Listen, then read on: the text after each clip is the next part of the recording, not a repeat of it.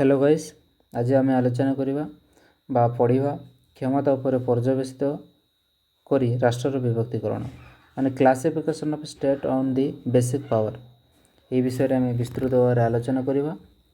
अंतर्जातीय राजनीति विज्ञानविद माने क्षमता उपर पर्यवेसित कर राष्ट्र को बृहत शक्तिशाली राष्ट्र, मध्यम धरणर शक्तिशाली राष्ट्र, क्षुद्र क्षमताधारी राष्ट्र रूपे विभक्तिकरण कर माने विज्ञान अंतर्जातीय राजनीति विज्ञानविद माने क्षमता को बेस करिकी तीन भाग विभक्त कर बृहत शक्तिशाली, मध्यम शक्तिशाली, क्षुद्र शक्तिशाली राष्ट्र। राष्ट्र यह प्रकार विभक्तिकरण दश दुर्बलतार मुक्त नहीं केतेक मत प्रदान करिसेंती। केवल निरापत्ता परिषद सदस्य थिबा राष्ट्रगुड़िकर बृहत शक्ति रूपे परिचित क्षमता पांचटी अछंती। निरापत्ता परिषद रे 5 जन अछंती। किए किए किए किए किए किए ना अछंती रूसिया, चीन, अमेरिका, फ्रांस एवं ब्रिटेन एमाने अछंती निरापत्ता परिषद सदस्य। एतिर अनेक परिवर्तन आसी थाए। आज जो राष्ट्र माने क्षमताशाली मन हुए परवर्ती समय यार क्षमता ह्रास हो मध्यम क्षमताशाली बा निम्न क्षमताशाली राष्ट्र परिणत होइछि बा कम क्षमताशाली राष्ट्र माने अधिक क्षमताशाली आहरण करि पारंथि। बृहत शक्तिर संज्ञा प्रदान करने को जाई मार्टिन व्हाइट मत प्रदान करिसेंती। क्षमता होछि एपर एक उपादान जहाँ मूल राष्ट्र एक साधारण स्वार्थ रही या प्रत्येक क्षेत्र में यह स्वार्थ को सुरक्षित करने संगे संगे ताकू आगू को नहीं पारिथिबे या सहयोग गोष्ठी माध्यम रही अछि। अमेरिका रूसिया एक उदाहरण। क्षुद्र क्षमताशाली राष्ट्र एक मध्यम क्षमताशाली राष्ट्र, क्षमताशाली और क्षमताहीन राष्ट्र मध्यवर्ती स्थिति। मार्टिन व्हाइट यार संज्ञा देवाक जाई कहिसेंती जे या एपर एक क्षमता जहाँ सीमित स्वार्थ को सुरक्षा प्रदान करिथाए। सिंगापुर, काम्बोडिया, वियतनाम एगुड़ाक हूँ एग्जाम्पल है। गस्टाभो लागोस कहिसेंती जे राष्ट्रगुड़िकर ज्ञानकौशल प्रगति, सामरिक सफलता, कूटनीतिक व्यवहार उपर राष्ट्र विभक्तिकरण करा जाइथाए। ज्ञानकौशल प्रगति को राष्ट्र आंतर्जातिक स्थिति निर्णय करा जाइथाए। राष्ट्रगुड़िक केवल अर्थनैतिक सामाजिक अग्रगति निमंते ज्ञानकौशल वृद्धि करती नहीं बरं एक क्षमताशाली राष्ट्र रूपे निजक प्रतिष्ठित करने एपरी पदक्षेप ग्रहण करिथांती। सामरिक दक्षता प्रस्तुति होछि एक गुरुत्वपूर्ण उपादान जहाँ अंतर्जातीय संपर्क क्षेत्र में राष्ट्र स्थिति को निर्णय करिथाए। राष्ट्रगुड़िकर निजर सम्मान वृद्धि आणविक शक्ति वृद्धि करने लगुथिबारु यह चिंतार विषय होइछि। अमेरिका, सोवियत रूसिया, चीन, ब्रिटेन, फ्रांस होउछन्ति प्रथम स्तर क्षमताशाली राष्ट्र कारण एमानक पाखरे सबुठार उन्नत धरणर अस्त्रशस्त्र रही। गोटे राष्ट्र आभ्यंतरीण बाह्य कार्यकलाप अंतर्जातीय स्तर में परिस्थिति निर्णय करिथाए। बाह्य व्यवहार प्रति अंतर्जातीय चुक्ति अंतर्जातीय दायित्व प्रति राष्ट्र दृष्टिकोण को बुझाई थाए। भारतर सम्मानर मुख्य कारण होछि या गोष्ठी निरपेक्ष नीति। एशिया आफ्रिका द्रुत मानकर सहयोग करवा द्रुत मानर दुर्गत मानकर सहयोग करवा गोटे राष्ट्र आभ्यंतरीण व्यवहार अर्थनैतिक सामाजिक समस्या को समाधान करवा एवं क्षमता एवं राजनीतिक अनुष्ठान गुड़िकर स्थिरता नेतृत्व उपर विश्वास को बुझाई थाए। तापर आधुनिक राष्ट्र व्यवस्थार मौलिक उपादान ये विषय में आलोचना करवा। Basic elements of modern state system. आधुनिक राष्ट्र व्यवस्थार मौलिक उपादान basic elements of modern state system. आधुनिक राष्ट्रगुड़िकर केतक मौलिक उपादान रही जहाँ बिना राष्ट्र पदपाच्य हो पार नहीं। पाल्मर पार्किन्स ताको राष्ट्र व्यवस्थार सहयोग बोली करिसेंती। सेगुड़िक एक अंचल टेरिटरी, 2 होउछि सार्वभौमत्व बा सॉवरेनिटी, 3 होउछि जातीयतावाद बा नेशनलिज्म, 4 होउछि जातीय क्षमता राजनीति national power and national politics. किए कहिसेंती एटा पाल्मर एवं पार्किन्स। फास्ट पॉइंट कौन अंचल भौगोलिक परिसीमा बा टेरिटरी। आधुनिक राष्ट्रगुड़िक अंचल भित्तिक यार राष्ट्रगुड़िकर एक मौलिक आवश्यकता। प्रत्येक राष्ट्र एक निर्दिष्ट भौगोलिक स्थिति रही या उपरे यार संपूर्ण कर्तृत्व रही है। मध्ययुगर एपरी निरंकुश कर्तृत्व संभवपर नथिला, आवश्यकता नथिला। सप्तदश शताब्दीर ଗମନାଗମନର ସୁବିଧା ତଥା ଉନ୍ନତ ଧରଣର ଅସ୍ତ୍ରଶସ୍ତ୍ର ଉଦ୍ଭାବନ ଫଳରେ ରାଷ୍ଟ୍ରମାନଙ୍କ ମଧ୍ୟରେ ନିଜର ଭୌଗୋଳିକ ସ୍ଥିତି ସମ୍ପର୍କରେ ଚେତନା ଜାଗ୍ରତ ହେଲା। ତାପରେ ଏହାକୁ ସୁରକ୍ଷା ଦେବା ରାଷ୍ଟ୍ରର ମୌଳିକ ଉପାଦାନ ବା ମୌଳିକ କର୍ତ୍ତବ୍ୟ ରୂପେ ପରିଗଣିତ ହେଲା। ଜାତୀୟ ରାଷ୍ଟ୍ର ଭୌଗୋଳିକ ସ୍ଥିତି ଗୁରୁତ୍ୱ ରହୁଥିବାରୁ ଏହାକୁ ସୁରକ୍ଷା ପ୍ରଦାନ କରିବା ପାଇଁ ଏହାକୁ ନିଜର ନିୟନ୍ତ୍ରଣକୁ ଆଣିବା ପାଇଁ ପୃଥିବୀରେ ଯେଉଁ ସଂଗଠିତ ହୋଇଥାଏ ପୃଥିବୀରେ ଯୁଦ୍ଧ ସଂଗଠିତ ହୋଇଥାଏ। ପୃଥିବୀର ପ୍ରାୟତଃ ସବୁ ଯୁଦ୍ଧର ମୁଖ୍ୟ କାରଣ ହେଉଛି ଭୌଗୋଳିକ ପରିସୀମା, ଏହାର ସାମରିକ କ୍ଷମତାର ମୂଳ ଉତ୍ସ। ସେହି ସମୟରେ ରାଷ୍ଟ୍ରର ଲୋକମାନଙ୍କ ମଧ୍ୟରେ ସାଂସ୍କୃତିକ ସମତା ଉପରେ ଗୁରୁତ୍ୱ ଦିଆଯାଇ ନଥିବାରୁ ଜଣେ ଶାସକ ଅଧୀନରେ ବିଭିନ୍ନ ଗୋଷ୍ଠୀର ଲୋକ ବସବାସ କରୁଥିଲେ। ଫ୍ରାଙ୍କଲିନଙ୍କ ମତରେ ଏହାର ମତ ପ୍ରକାଶ କରିଛନ୍ତି ଯେ ଏହା ମଧ୍ୟଯୁଗୀୟ ଏକତ୍ରୀକରଣ ଉପରେ ସ୍ୱତନ୍ତ୍ରତାର ଓ ଅରାଜକତା ଉପରେ ଏକତାର ଏକ ବିଜୟ। ଅନ୍ୟପକ୍ଷରେ ଆଧୁନିକ ଅଞ୍ଚଳଭିତ୍ତିକ ରାଷ୍ଟ୍ରଗୁଡ଼ିକର ଆଭ୍ୟନ୍ତରୀକରଣ ଶାନ୍ତି, ବାହ୍ୟ ସୁରକ୍ଷା ପରି ଦୁଇଟି ଚିନ୍ତାଧାରା ଉପରେ ପର୍ଯ୍ୟବେସିତ ଥିଲା। ସେମାନଙ୍କ ମଧ୍ୟରେ କୌଶଳ ଦୃଷ୍ଟିକୋଣର ଅପ୍ରବେଶ୍ୟତା, ଆଞ୍ଚଳିକ ଦୃଷ୍ଟିକୋଣର ସ୍ୱାଧୀନତା ଏବଂ ଆଇନଗତ ଦୃଷ୍ଟିକୋଣର ସାର୍ବଭୌମତ୍ୱ ଏହାର ଗୁରୁତ୍ୱପୂର୍ଣ୍ଣ ଉପାଦାନ ଥିଲା। ଦ୍ୱିତୀୟ ପଏଣ୍ଟ କ'ଣ ନା ସାର୍ବଭୌମତ୍ୱ। ପାଲମର ଏବଂ ପାର୍କିନ୍ସଙ୍କ ମତରେ ସାର୍ବଭୌମତ୍ୱ ହେଉଛି ଏକ ଆଇନଗତ ତତ୍ତ୍ୱ। ରାଷ୍ଟ୍ରକୁ ତା'ର ଘରୋଇ କ୍ଷେତ୍ରରେ ଅନ୍ୟ ରାଷ୍ଟ୍ର ସହ ସମ୍ପର୍କ ପ୍ରତିଷ୍ଠା କରିବା କ୍ଷେତ୍ରରେ ଅସୀମ କ୍ଷମତା ପ୍ରଦାନ କରିଥାଏ। ପୃଥିବୀର ରାଷ୍ଟ୍ର ବ୍ୟବସ୍ଥା ସୃଷ୍ଟି ହେବା ଦିନଠାରୁ ହିଁ ସାର୍ବଭୌମତ୍ୱ ସୃଷ୍ଟି ହୋଇଥିଲା। ଏହା ପୋପଙ୍କ ଉପରେ ରାଜନୈତିକ କ୍ଷମତା ଏକ ଆଂଶିକ ଫଳାଫଳ ପ୍ରତିଫଳନ। ସପ୍ତଦଶ ଶତାବ୍ଦୀରୁ ବିଂଶ ଶତାବ୍ଦୀ ମଧ୍ୟରେ କୋଦା, ଗ୍ରେସ୍, Hobbes, Locke, Rousseau, Hegel, Austin, Laski ପ୍ରଭୃତି ରାଜନୀତି ଦାର୍ଶନିକମାନେ ଏହାକୁ ସମୃଦ୍ଧ କରିଛନ୍ତି। ସାର୍ବଭୌମତ୍ୱ ଚିନ୍ତାଧାରାର ସଂଜ୍ଞା ପ୍ରଦାନ କରିବା ଅତ୍ୟନ୍ତ କଷ୍ଟସାଧ୍ୟ। ମାର୍କସ୍ ୱିଡେନ୍ଙ୍କ ମତରେ ବିଗତ ବର୍ଷମାନଙ୍କର ଅଳ୍ପ କେତେକ ତତ୍ତ୍ୱ ସମ୍ପର୍କରେ ଆଲୋଚନା ଜାରି ରହିଛି, ସେଥିମଧ୍ୟରେ ସାର୍ବଭୌମତ୍ୱ ଅନ୍ୟତମ। ପ୍ରଫେସର ଲାସ୍କି ମତରେ ଯଦି ସାର୍ବଭୌମତ୍ୱ ଚିନ୍ତାଧାରାକୁ ରାଜନୀତି ବିଜ୍ଞାନରୁ ବାଦ ଦିଆଯାଏ ତାହେଲେ ଗୋଟିଏ ସ୍ଥାୟୀ ଉପକାର ହୋଇପାରିବ। ଲିଣ୍ଡସେଙ୍କ ମତରେ ସାର୍ବଭୌମତ୍ୱ ବିନା ରାଷ୍ଟ୍ରର ସ୍ଥିତି ନାହିଁ। ସାର୍ବଭୌମତ୍ୱ ଶବ୍ଦ ଲାଟିନ୍ ଶବ୍ଦ ସୁପାରନସ୍ରୁ ଆସିଅଛି, ଯାହାର ଅର୍ଥ ହେଉଛି ସର୍ବୋଚ୍ଚ କ୍ଷମତା। ସାର୍ବଭୌମତ୍ୱ ହେଉଛି ରାଷ୍ଟ୍ରର ସର୍ବୋଚ୍ଚ କ୍ଷମତା, ଯାହାକୁ ରାଷ୍ଟ୍ର ଦ୍ୱାରା ଆଭ୍ୟନ୍ତରୀଣ ବ୍ୟାପାର, ବାହ୍ୟ ବ୍ୟାପାରର ଅସୀମ କ୍ଷମତା ପ୍ରଦାନ କରିଥାଏ।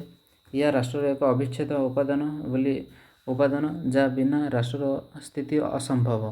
ରାଷ୍ଟ୍ର ଶତାବ୍ଦୀର ଫ୍ରାନ୍ସର ଲେଖକ ବୋଦାଂ ହେଉଛନ୍ତି ସାର୍ବଭୌମତ୍ୱର ଜନକ। ତାଙ୍କ ଦ୍ୱାରା ଲିଖିତ ପୁସ୍ତକ ଡି ଲା ରିପବ୍ଲିକରେ ସାର୍ବଭୌମତ୍ୱର ସଂଜ୍ଞା ଦେବାକୁ ଯାଇ ସେ କହିଛନ୍ତି ଯେ ଏହା ହେଉଛି ସମସ୍ତ ନାଗରିକ ଶାସିତମାନଙ୍କ ଉପରେ ରାଷ୍ଟ୍ରର ଅସୀମ କ୍ଷମତା, ଯାହା ଉପରେ ଆଇନ, ଅଙ୍କୁଶ ବା ପ୍ରତିବନ୍ଧକ ସୃଷ୍ଟି ହୋଇପାରିବ ନାହିଁ। ବୋଦାଂ ସାର୍ବଭୌମତ୍ୱକୁ ନିରଙ୍କୁଶ ରାଜତନ୍ତ୍ର ସହିତ ତୁଳନା କରିଛନ୍ତି। ଏହା ଫଳରେ ଏକ ନିରପେକ୍ଷ ପୋପଙ୍କ କ୍ଷମତାକୁ ସଙ୍କୁଚିତ କରିବା ବେଳେ ଅନ୍ୟ ପକ୍ଷରେ ସେ ସାମନ୍ତବାଦୀମାନଙ୍କର ଆଧିପତ୍ୟକୁ ମଧ୍ୟ ଅସ୍ୱୀକାର କରିଛନ୍ତି। ହ୍ୟୁଜ୍ ଗ୍ରେସ୍କ ତାଙ୍କ ଦ୍ୱାରା ଲିଖିତ ପୁସ୍ତକ ଡି ଜୁରେ ବେଲିଆକ୍ ପ୍ୟାସିସ୍ କରିଛନ୍ତି ସାର୍ବଭୌମତ୍ୱ ହେଉଛି ସେହି କ୍ଷମତା ଯାହାକୁ କୌଣସି ବ୍ୟକ୍ତିବିଶେଷ ଦ୍ୱାରା ପ୍ରଣୀତ ଆଇନ ସୀମିତ କରିପାରିବେ ନାହିଁ। ହବ୍ସଙ୍କ ମତରେ ସାର୍ବଭୌମତ୍ୱ ହେଉଛି ରାଷ୍ଟ୍ରର ସେହି କ୍ଷମତା ଯାହାଦ୍ୱାରା ନିଜ ଦ୍ୱାରା ସୀମିତ ହୋଇଥାଏ, ଯାହାକୁ ରାଷ୍ଟ୍ରର ସମସ୍ତ ଶକ୍ତିମାନେ ମାନି ଏବଂ ସେମାନଙ୍କ ମଧ୍ୟରେ ନୂଆ ଆଇନ ପ୍ରଣୟନ କରିବା ଦାୟୀ କରିଥାନ୍ତି। ଜେଲେନ୍ସ୍କି ମତରେ ଏହା ଅନ୍ୟ ରାଷ୍ଟ୍ରରେ ଏମିତି ଏକ କ୍ଷମତା ଯାହା ବଳରେ ଆଇନ ଦୃଷ୍ଟିରୁ ଏହାକୁ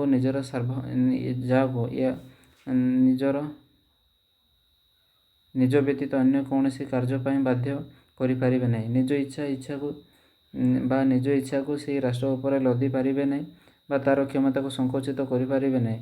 ବ୍ଲାକଷ୍ଟୋନଙ୍କ ମତରେ ରାଜନୀତି ହେଉଛି ସର୍ବୋଚ୍ଚ ଅସୀମ ନିରଙ୍କୁଶ ଅନିୟନ୍ତ୍ରିତ କ୍ଷମତା, ଯାହା ଉପରେ ସର୍ବୋଚ୍ଚ ଆଇନ ପ୍ରଣୟନ ଦାୟିତ୍ୱ ନିହିତ ରହିଛି। ପୋଲକଙ୍କ ଅନୁଭବ କରିଛନ୍ତି ଯେ ସାର୍ବଭୌମ କ୍ଷମତା ଅସ୍ଥାୟୀ ନୁହେଁ, ପ୍ରଭୁତ୍ୱ ନୁହେଁ, ଏପରି ଏକ ଆଇନ ଦ୍ୱାରା ସୀମିତ ନୁହେଁ ଯାହାକୁ ଏହା ପରିବର୍ତ୍ତନ କରିପାରିବ। ଅନ୍ୟ କୌଣସି କ୍ଷମତା ପାଖରେ ଏହା ଉତ୍ତରଦାୟୀ ନୁହେଁ। ଓପେନହାମଙ୍କ ମତରେ ଏହା ପୃଥିବୀର ଯେକୌଣସି କ୍ଷମତାଠାରୁ ସ୍ୱାଧୀନ, ସର୍ବୋଚ୍ଚ। ୱିଲବିଙ୍କ ମତରେ ସାର୍ବଭୌମତ୍ୱ ହେଉଛି ରାଷ୍ଟ୍ରର ସର୍ବୋଚ୍ଚ କ୍ଷମତା। କୋଲସେନଙ୍କ ମତରେ ସାର୍ବଭୌମତ୍ୱର ଏକମାତ୍ର ଅର୍ଥ ହେଲା ସର୍ବୋଚ୍ଚ କ୍ଷମତା। ଜନ୍ ଅଷ୍ଟିନଙ୍କ ଦ୍ୱାରା ଲିଖିତ ପୁସ୍ତକ ଲେକ୍ଚରର୍ସ ଏବଂ ଲେକ୍ଚରର୍ସ ଅନ୍ ଜୁରିସ୍ପ୍ରୁଡେନ୍ସରେ ସାର୍ବଭୌମତ୍ୱର ସଂଜ୍ଞା ଦେବାକୁ ଯାଇ କହିଛନ୍ତି ଯେ ଏହା ନିର୍ଦ୍ଦିଷ୍ଟ ଏକ ନିର୍ଦ୍ଦିଷ୍ଟ ବ୍ୟକ୍ତି ମୁଖ୍ୟ ସମାନ ପ୍ରକାର କୌଣସି ଶକ୍ତି ପ୍ରତି ଆନୁଗତ୍ୟ ପ୍ରକାଶ କରେ ନାହିଁ ବରଂ ସମାଜଠାରୁ ନିରବଚ୍ଛିନ୍ନ ଭାବରେ ଆନୁଗତ୍ୟ ଲାଭ କରିଥାଏ। ସେହି ବ୍ୟକ୍ତି ହିଁ ସେହି ସମାଜର ସର୍ବୋଚ୍ଚ କ୍ଷମତା। ସେହି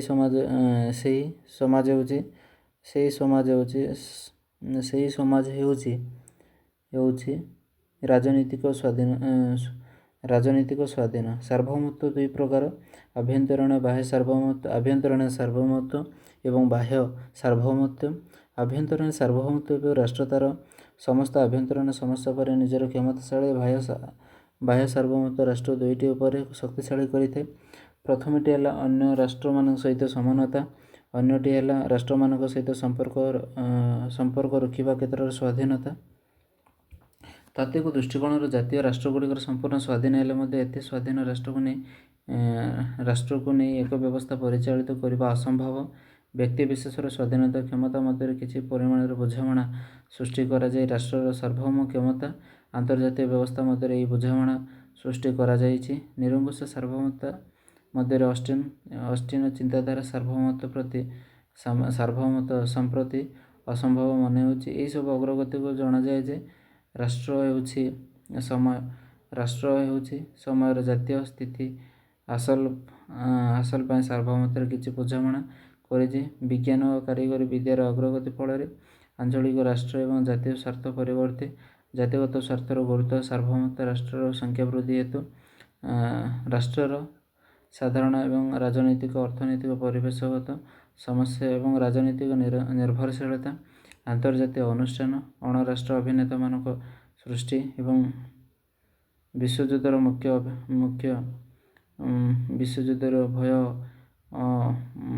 ଭୟ ମୁଖ୍ୟତଃ ଏହିସବୁ ବୁଝାମଣା ପାଇଁ ଦାୟୀ।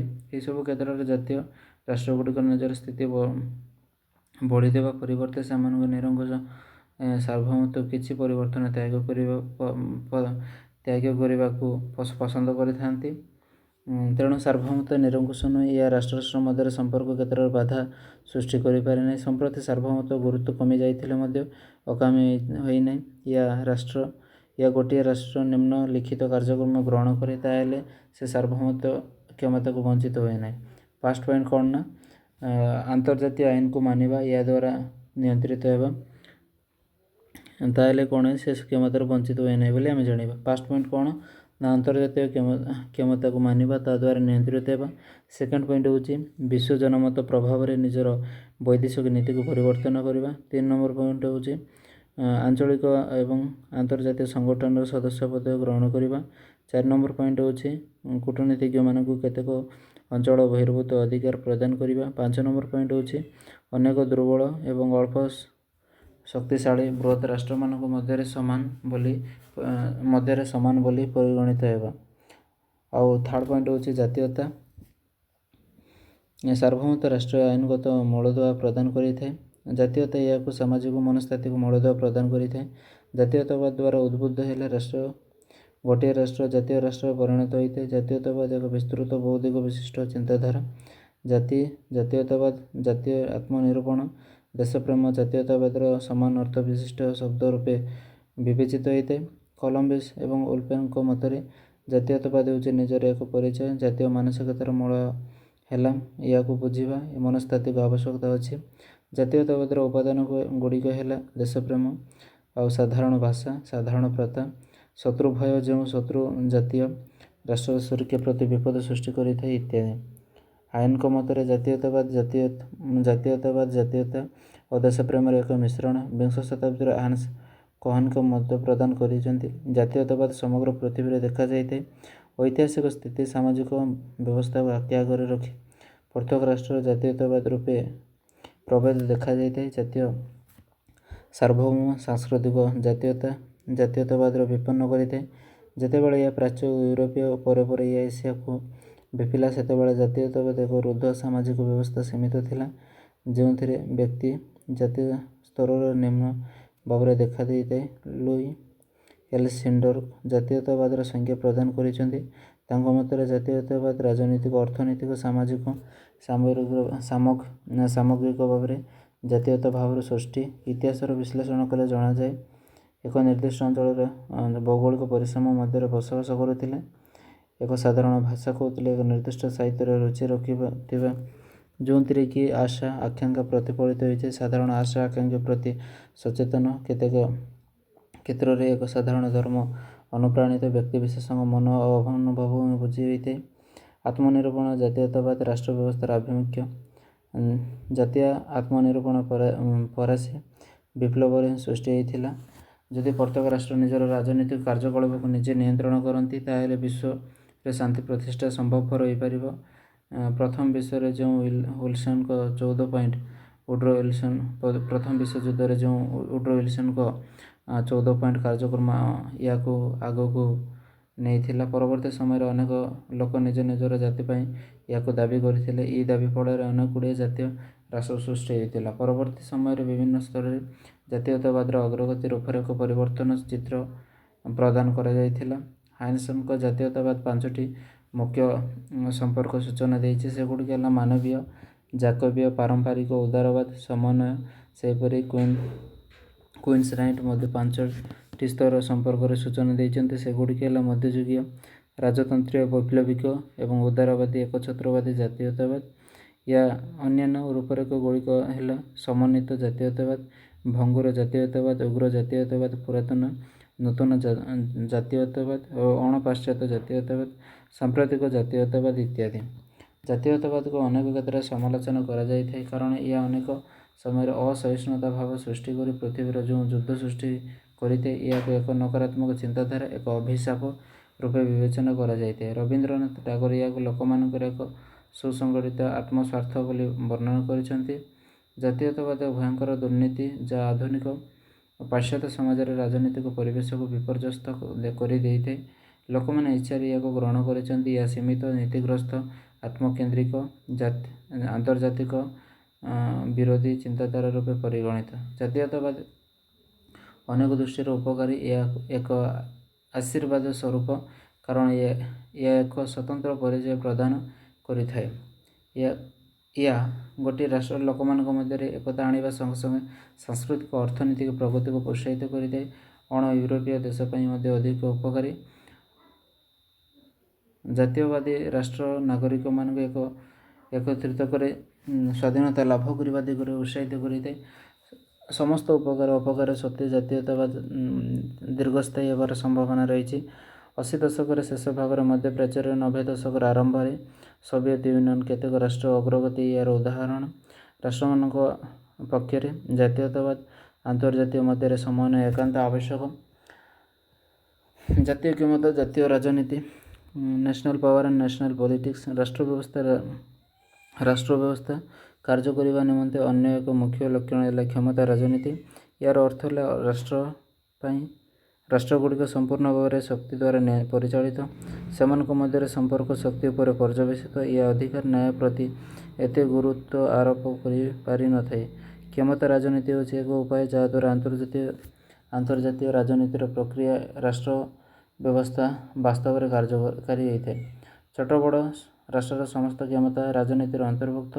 ଲେର୍ଚେ ସେଡ୍‌ଙ୍କ ମତରେ କ୍ଷମତା ରାଜନୀତି କେତେଗୁଡ଼ିଏ ଧାରଣା ଉପରେ ପର୍ଯ୍ୟବେସିତ। ଏହାକୁ ରାଜନୀତିକ ସୁଚିନ୍ତିତ ଭାବେ ଗ୍ରହଣ କରି କାର୍ଯ୍ୟକାରୀ କରିଥାନ୍ତି। ରାଷ୍ଟ୍ର କ୍ଷେତ୍ରରେ କୌଣସି ଚିନ୍ତାଧାରା ନିରଙ୍କୁଶ, ନ୍ୟାୟୋଚିତ ନୁହେଁ। ପ୍ରତ୍ୟେକ ରାଷ୍ଟ୍ର ନିଜ ନିଜର କାର୍ଯ୍ୟ ଯଥାର୍ଥକୁ ନିଜେ ସ୍ଥିର କରିଥାଏ। ଆନ୍ତର୍ଜାତୀୟ ରାଜନୀତି ଏକ ଆପେକ୍ଷିକ ନୈତିକ ମାଧ୍ୟମରେ କାର୍ଯ୍ୟ କରିଥାଏ। 2 ନମ୍ବର ପଏଣ୍ଟ ହେଉଛି ରାଷ୍ଟ୍ର ବ୍ୟବସ୍ଥାର ସୁରକ୍ଷା ଏକ ମିଳିତ ମୂଲ୍ୟବୋଧ। 3 ନମ୍ବର ପଏଣ୍ଟ ହେଉଛି ଆତ୍ମସହଯୋଗ ରାଷ୍ଟ୍ରର ଆତ୍ମସହଯୋଗ କାର୍ଯ୍ୟ ମୂଳମନ୍ତ୍ର। ପ୍ରତ୍ୟେକ ରାଷ୍ଟ୍ର ନିଜର ଅଧିକାରକୁ ନିଜେ ସାବ୍ୟସ୍ତ କରିବା ଉଚିତ, ଫଳରେ କୌଣସି ବାହ୍ୟ ଉତ୍ସର ସାହାଯ୍ୟର ଆବଶ୍ୟକତା ନଥାଏ। 4 ନମ୍ବର ପଏଣ୍ଟ ହେଉଛି ଗୋଟିଏ ରାଷ୍ଟ୍ର ନିଜ ଶକ୍ତି ଅନୁଯାୟୀ ଅଧିକାର ଉପଭୋଗ କରନ୍ତି, ଅର୍ଥାତ୍ ସେ ଯେତିକି ଅଧିକାର କାର୍ଯ୍ୟକାରୀ କରିପାରିବ ସେତିକି ଅଧିକାର ଉପଭୋଗ କରେ। 5 ନମ୍ବର ପଏଣ୍ଟ କୌଣସି ସାଧାରଣ ନୀତି ପ୍ରୟୋଗ କରି ରାଷ୍ଟ୍ରମାନଙ୍କ ମଧ୍ୟରେ ଥିବା ସମ୍ପର୍କକୁ ବିଚାର କରାଯାଇପାରିବ ନାହିଁ, ବରଂ ଆବଶ୍ୟକତା ଦୃଷ୍ଟିରୁ ରାଷ୍ଟ୍ରମାନଙ୍କ ମଧ୍ୟରେ ନିଜର କ୍ଷମତା ଅନୁଯାୟୀ ପରସ୍ପର ପ୍ରତି ଆଚାର ବ୍ୟବହାରକୁ ସମ୍ପର୍କ କୁହାଯାଇପାରେ। ତାପରେ 6 ନମ୍ବର ପଏଣ୍ଟ କାର୍ଯ୍ୟକାରିତା କ୍ଷେତ୍ରରେ କ୍ଷମତା ହିଁ ଅଧିକାରକୁ ସ୍ଥିର କରିଥାଏ। ଏହି ଦୃଷ୍ଟିକୋଣରୁ ବିଚାର କଲେ ବଳ ହିଁ ସତ୍ୟ ନ୍ୟାୟୋଚିତ ବୋଲି ବିବେଚନା କରାଯାଇଥାଏ। ରାଷ୍ଟ୍ରନୀତିଜ୍ଞ ନେତାମାନେ ଏହିସବୁ ଧାରଣା ସମ୍ପର୍କରେ ଖୋଲାଖୋଲି ଭାବରେ ବିଚାର ଆଲୋଚନା ନ କଲେ ମଧ୍ୟ ତାହା ସେମାନଙ୍କର ଆଚାର ବ୍ୟବହାର ପରସ୍ପର ପ୍ରତି ବ୍ୟବହାର ପ୍ରତିଫଳିତ ହୋଇଥାଏ। ଏହିସବୁ ଧାରଣାର ଯଥାର୍ଥ କେତେକ ପରିମାଣର କ୍ଷମତାକୁ ମପାଯାଇପାରିବ ୟା ଉପରେ ନିର୍ଭର କରିଥାଏ। କ୍ଷମତାର ପ୍ରୟୋଗ ଦୁଇଟି କ୍ଷେତ୍ରରେ କରାଯାଇପାରିବ। ପ୍ରଥମଟି ହେଲା ଆଭ୍ୟନ୍ତରୀଣ ପରିବେଶ ଅର୍ଥାତ୍ ଜାତୀୟ ରାଷ୍ଟ୍ର ପରିସୀମା ମଧ୍ୟରେ ଥିବା ଲୋକ ସଂଖ୍ୟା ସମ୍ପତ୍ତି ଉପରେ ନିୟନ୍ତ୍ରଣ। ବାହ୍ୟ ପରିବେଶକୁ ବୁଝାଇବାକୁ ଅତ୍ୟନ୍ତ କଷ୍ଟସାଧ୍ୟ। ଏଥିରେ ରାଷ୍ଟ୍ରୀୟ ନିୟନ୍ତ୍ରଣରେ ଥିବା ବାହ୍ୟ ଲୋକ ଅଞ୍ଚଳ ମଧ୍ୟ ଅନ୍ତର୍ଭୁକ୍ତ। ଆନ୍ତର୍ଜାତୀୟ ରାଜନୀତି ବ୍ୟବସ୍ଥାର ପାରମ୍ପରିକ ଦୃଷ୍ଟିରୁ ସୋପାନ ବିଶିଷ୍ଟ। ଏ ତିନୋଟି ଶ୍ରେଣୀର ରାଷ୍ଟ୍ର ଦାୟୀ। ବୃହତ୍ ଶକ୍ତିସମ୍ପନ୍ନ, ମଧ୍ୟମ ଶକ୍ତିସମ୍ପନ୍ନ, କ୍ଷୁଦ୍ର ଶକ୍ତିସମ୍ପନ୍ନ। ଏ ସମଗ୍ର ରାଜନୈତିକ ବ୍ୟବସ୍ଥାକୁ ପ୍ରଭାବିତ କରିଥାଏ।